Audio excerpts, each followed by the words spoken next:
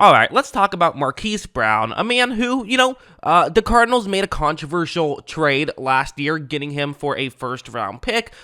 He looked pretty solid before getting injured and, missed 4 games, and I'm not sure if he was fully healthy once he came back, but let's talk about what he is as a player and what he can do and maybe what he still needs to work on, and just how valuable is he for the Arizona Cardinals. So let's start off with this play. It's going to be quarters coverage that the Rams are in, and you see the route that Brown is running on the screen. Right when this play begins, one of the things that Brown definitely has in his benefit, something that he definitely has that really helps open some other stuff up, is his elite speed, right? The guy can definitely run by you, and part of why he was originally drafted with a first-round pick is because that it's not just you can win down the field, but also teams have to respect that you can win down the field, and it opens up other stuff. You see how right here, the corner for the Rams is certainly respecting Hollywood Brown here and certainly making sure that he does not get beat down the field, and because of this, there's a little bit of a bubble, and this is where kind of his chemistry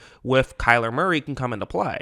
As you see, Kyler's going to make this throw, and they are able to pick up a first down right there. So again, these aren't the superstar highlight reel level plays. The reality is, if you're looking for superstar highlight reel level plays from Marquise Brown, you're just not going to get them. That's not the kind of player he is. He is a good, solid receiver who can do some nice things for the Cardinals. That's not to say he can't also go above and beyond and be like a good wide receiver at times. In my opinion, he is a good wide receiver and maybe even showed flashes of, I would say flashes of being a great wide receiver with the Cardinals here and there. Like, something like this is a very good play. So it's going to be just a screen pass to Hollywood Brown. Okay, get the ball in his hands. Sure, makes sense. So Kyler takes the snap. He's going to get the ball over, and it's kind of a weird position right here, right? I mean, he kind of has to run around one Rams player, and at this point, maybe you could go towards a sideline, try to get some yards this way, but how many yards are you really going to get? Well, as you see, he's going to be able to get to the outside and run by players and get a decent amount of yards right there. Again, I'm not saying this is a superstar level play. It's not DeAndre Hopkins style stuff, but you know what? He's not DeAndre Hopkins, right? That's just not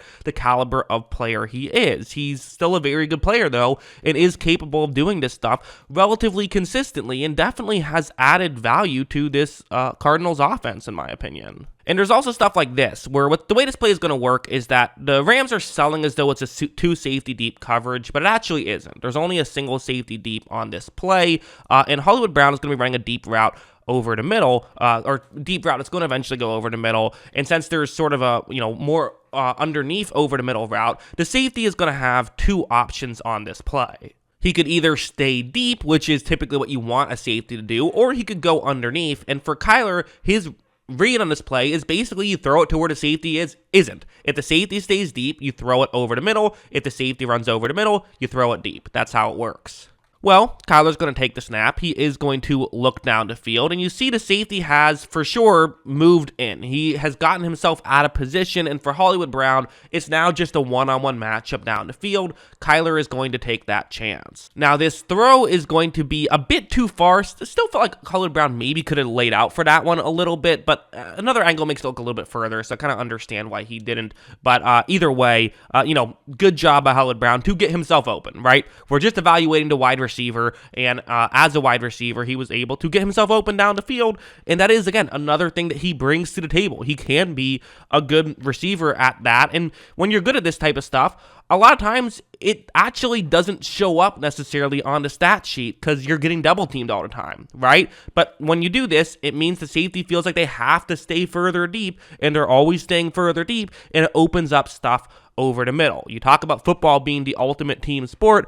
A lot of times having a receiver who can be a deep threat just opens stuff up underneath. Or also ways like this where sometimes it's just about finding a gap in coverage and being able to, get open and get your head turned around. Like this play, the way it works is it is zone coverage that the Panthers are in. It's a cover 3 zone blitz. That's what they're running right here. And watch Hollywood Brown on this play. Watch how quickly he is going to get his head turned around. I mean, you see right here, he notices he's in a little bit of a bubble, and he's making sure that if the ball comes, he's ready. And what him looking back does doesn't just make it easier for him to adjust to the ball, but it kind of signifies to Kyler, hey, you can throw it now if you want to. Kyler's read is somewhere else, so it's a little bit more difficult for him to get over there right now, but it's just making things easier on his quarterback. As you see, Kyler is going to make this throw. It does get over there, and they're able to pick up a solid chunk play right there. So again, little stuff like this. These are small things that aren't going to make any highlight reels necessarily. No one's going to go crazy over this type of stuff. But being able to do this type of thing and to be able to do it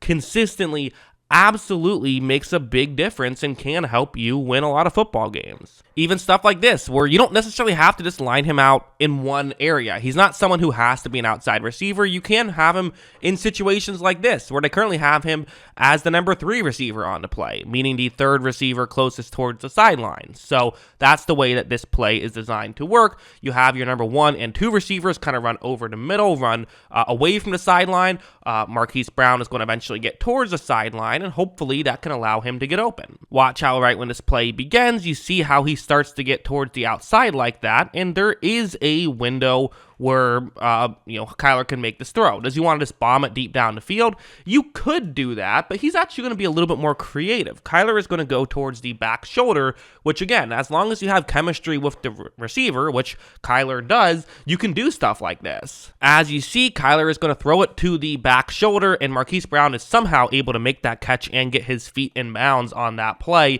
Great stuff by him, and the Cardinals were able to pick up a first down there. So that is who Marquise Brown is as a player. I think it's fair to still question, well, was he worth the trade? Was that the correct decision when the Cardinals went out and made that trade to acquire Marquise Brown? Because again, first round pick is a good amount, because the Ravens drafted him for a first round pick. I think many felt like he was not as good as they were hoping he would be, given the fact that they gave up a first-round pick, and yet the Cardinals still traded a first-round pick to acquire him when he was on the last year of his true rookie deal, because now he's on the 5th-year option, but that's, a $13 million cap hit, and now you have to pay him if you want to keep him for another year. So you're kind of giving up a first-round pick to also pay Marquise Brown, and I think it's probably fair to say, it might have been it might have been an overpay, and I would probably say it was a bit of an overpay. But at the same time, they didn't have Kyler locked up yet. They really wanted to make sure they got Kyler locked up, so they were willing to overpay to make something like that happen. And he is still an effective player, and to some degree, maybe getting him and being able to sign him to not as big of a deal would kind of be a better idea than sort of if they were to re-sign Christian Kirk, which was an option, but we saw how much Christian Kirk got. Now, maybe Marquise Brown's going to also get that much, because teams are just willing to overpay for receivers now, but he is someone who I think fits the scheme well, and before got hurt was really having a good year, and I think is probably a better player in a Cardinals uniform in that scheme, although it's definitely going to be different now, but I'm imagining they're going to still use him in similar ways, and I think he's a better fit in a Cardinals uniform than he was in a Ravens uniform, which is part of why I understand what they liked about him. So yeah, I think my initial reaction right when the trade happened was it felt like a pretty big overpay, but now looking back a year removed, I would still consider it an overpay, but not so much. I think that he had a really good year before the injury, and hopefully he will get back to that guy next season. But yeah, those are my thoughts. What are yours? Let me know in the comments below. Always love hearing from you, and of course, as always, thanks for watching.